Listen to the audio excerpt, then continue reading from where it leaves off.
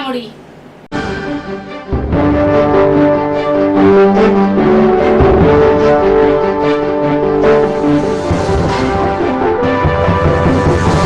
पहिल्यांदाच मुख्यमंत्री आणि त्यानंतर उपमुख्यमंत्री पद लाभलेल्या ठाणे जिल्ह्यातील विकास कामांसाठी गेल्या वर्षी 1167 कोटीपैकी 460 कोटी रुपये इतकाच निधी प्राप्त झाल्याची बाब समोर आली.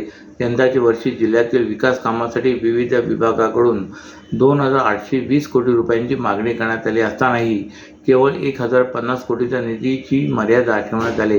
गेल्या वर्षी निधी कमी प्राप्त झाला आणि त्यातही यंदाच्या वर्षी निधीला कात्री लावण्यात आल्यामुळे ठाणे जिल्हा निधीसाठी तहानलेलाच असल्याचे चित्र आहे.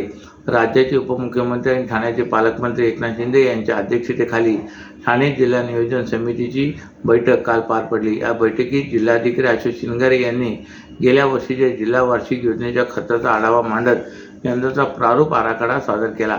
त्यानुसार गेल्या वर्षी जिल्हा वार्षिक योजना 938 कोटीच्या निधीची तरतूद करण्यात आली होती. यापैकी शासनाकडून 375 कोटी 20 लाखांचा निधी प्राप्त झाला आहे.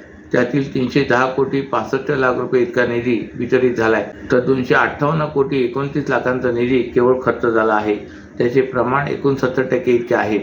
जिल्हा वार्षिक आदिवासी उपाययोजना अंतर्गत 89 कोटी 37 लाखांच्या निधीची तरतूद करण्यात आली होती. यापैकी 39 कोटी 19 लाखांचा निधी प्राप्त होऊन केवळ 26 कोटी 72 लाखांचा निधी वितरित झाला आहे. यापैकी 26 कोटी 20 लाख रुपयांचा निधी खर्च झाला असून त्याचे प्रमाण 67% आहे. जिल्हा वार्षिक अनुसूचित जाती उपाययोजना अंतर्गत 140 कोटीच्या निधीची तरतूद करण्यात आली होती.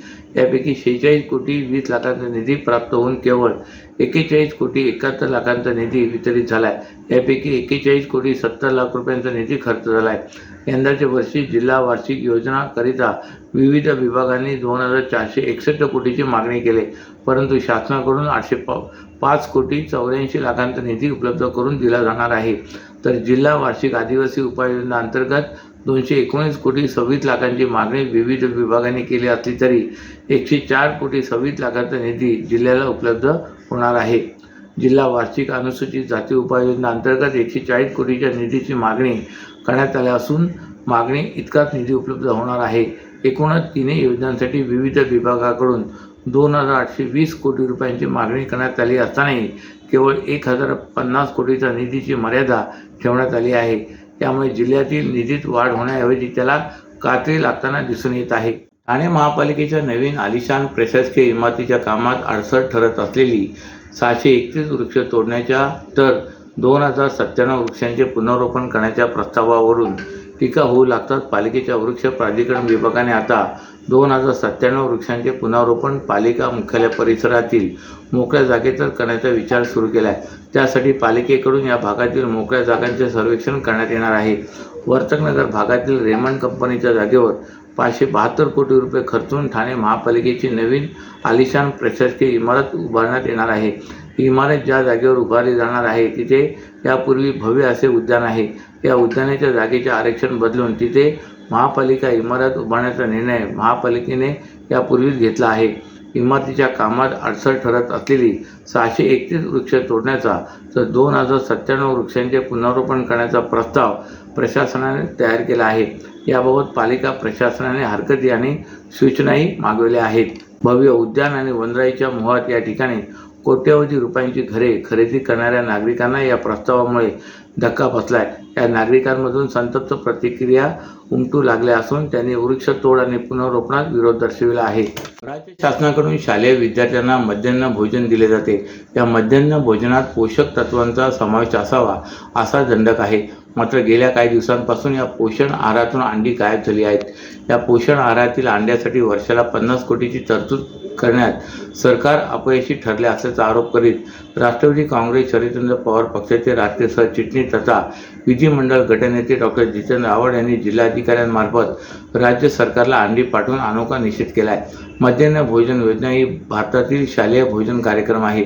या योजनेअंतर्गत सरकारी आणि सरकारी अनुदानित शाळांमधील विद्यार्थ्यांना मोफत जेवण दिले जाते. या योजनेचे उद्दिष्ट शाळेतील विद्यार्थ्यांची पोषण स्थिती सुधारणे हा असून 15 ऑगस्ट 1995 पासून या योजनेचा सुरुवात झाली. नोव्हेंबर 2024मध्ये राज्याच्या शिक्षण विभागाकडून विद्यार्थ्यांना नियमित आहाराव्यतिरिक्त आठवड्यातून 1 दिवस अंडी देण्यात येणार आहेत. जे विद्यार्थी अंडी खात नाहीत त्यांना केळी दिली जाणार आहेत. या निर्णयानुसार शालेय विद्यार्थ्यांना बुधवारी किंवा शुक्रवारी उकडलेले अंडे अथवा अंडा पुलाव, बिर्याणी अशा स्वरूपात आहार देण्याचा निर्णय घेण्यात आला होता. मात्र आता त्यासाठी वर्षाला 50 कोटी रुपयांची तरतूद करण्यास सरकार असमर्थ असल्याने अंडी, मिष्टान्न देण्यात येणार नाहीत.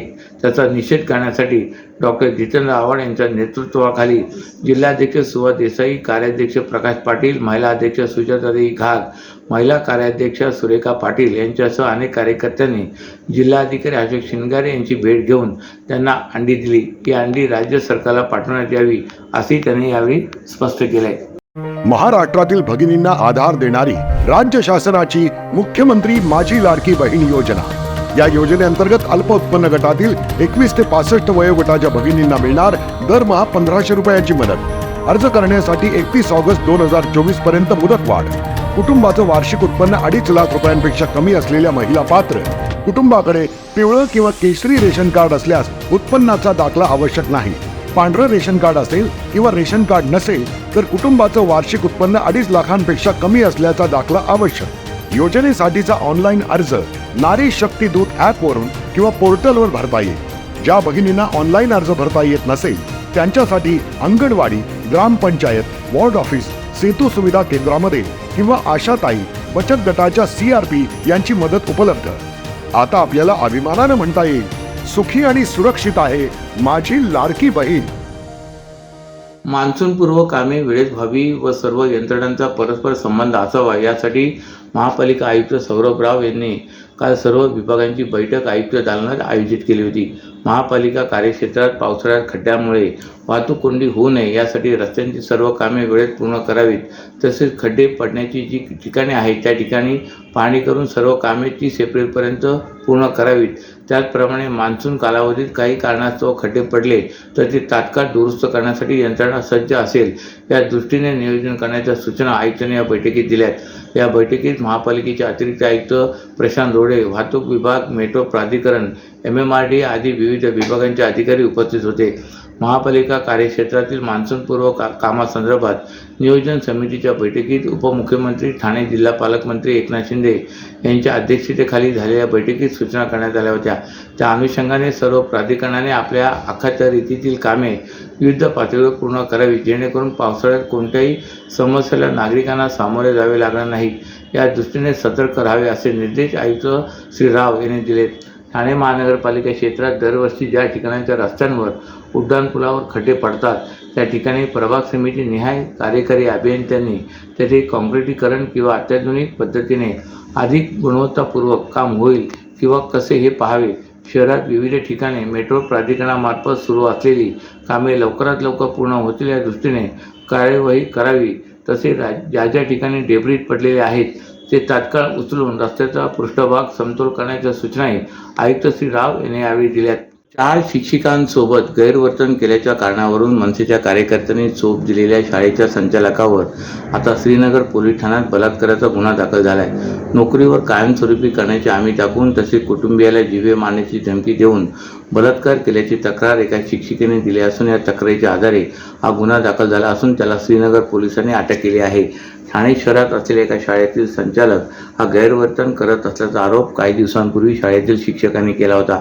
या शिक्षकांनी या मनसेच्या कार्यकर्त्यांना ही बाब सांगितली तेव्हा मनसेच्या कार्यकर्त्यांनी त्या संचालकाला चोप दिला होता. आता या संचालकाविरोधात श्रीनगर पोलीस ठाण्यात आणखी एका शिक्षिकेने तक्रार दाखल केली आहे. 2013मध्ये या महिलेला नोकरीची गरज असल्याने ती आपल्या वहिनीच्या ओळखीने या संचालकाला भेटली होती. त्यावेळी शाळेला ग्रँट मिळणार असून येत्या दिवसात तुला कायमस्वरूपी नोकरीला ठेवेन त्यासाठी 7 लाख रुपयांची मागणी सुरुवातीला या संचालकाने केली. त्यावेळी पीडित शिक्षिकेने दागिने विकून संचालकाला 6 लाख रुपये दिले. परंतु त्यानंतर पुन्हा संचालकाने तिच्याकडे 10 लाखाची मागणी केली. तसेच पैसे देणे शक्य नसेल तर माझ्यासोबत शारीरिक संबंध ठेवण्याची मागणी संचालकाने पीडित शिक्षिकेला केली. यावर पीडित शिक्षिकेने त्याला विरोध केला होता. मात्र शारीरिक संबंध ठेवण्यात नकार दिल्यानंतर संचालकाने मार्च 2023मध्ये शाळेतील त्याच्या कार्यालयात पीडित महिलेला बोलावले. त्यानंतर तिच्या डोक्यावर बंदूक ठेवून कायमस्वरूपी नोकरी हवी असेल तर शारीरिक संबंध ठेव, नाही तर तुला नोकरीवरून काढून टाकेन आणि तुझ्या कुटुंबाला आपल्या संबंधाबद्दल खोटे सांगेन अशी धमकी दिली.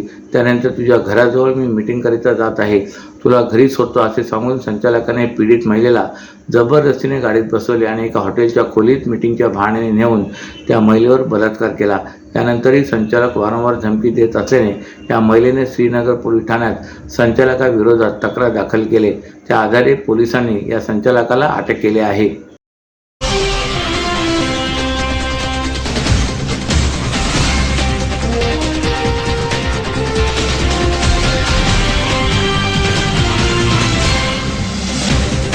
तर या होत्या आजच्या काही ठळक घडामोडी. तर पुन्हा भेटू याच वेळी याच ठिकाणी. ठाणे दर्पण या वृत्तवाहिनीचे प्रसारण YouTube वर पाहायला विसरू नका.